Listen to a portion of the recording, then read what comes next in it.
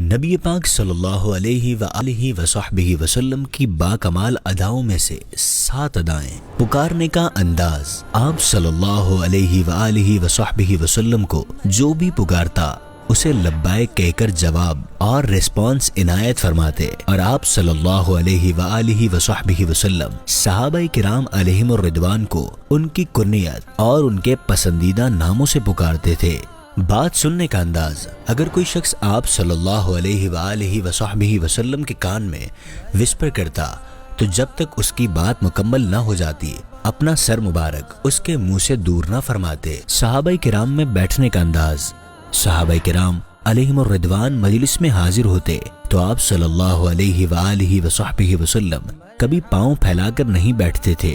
مہمان نوازی کا انداز، ملاقات کے لیے اگر کوئی حاضر ہوتا تو بعض اوقات اس کے لیے اپنی چادر بچھاتے بلکہ اپنی سیٹ بھی پیش کر دیا کرتے تھے۔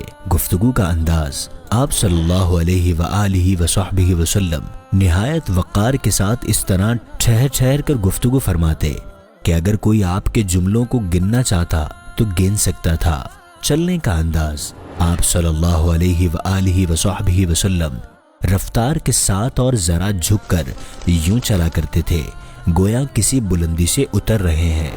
حضرت سیدنا ابو ہریرہ رضی اللہ عنہ فرماتے ہیں، آپ صلی اللہ علیہ وآلہ وصحبہ وسلم اس قدر تیز چلتے تھے گویا زمین آپ کے قدموں کے نیچے سے لپیٹی جا رہی ہو۔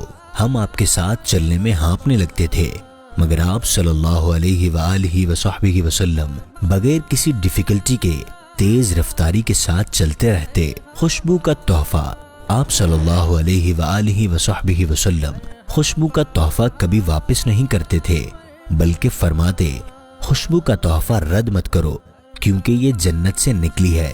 اللہ عز و جل ہمیں بھی میلاد مصطفیٰ صلی اللہ علیہ وآلہ وصحبہ وسلم کے صدقے ان مبارک اداؤں پر عمل کرنے کی توفیق عطا فرمائے، آمین بجاہ النبی الامین صلی اللہ تعالی علیہ وآلہ وصحبہ وسلم۔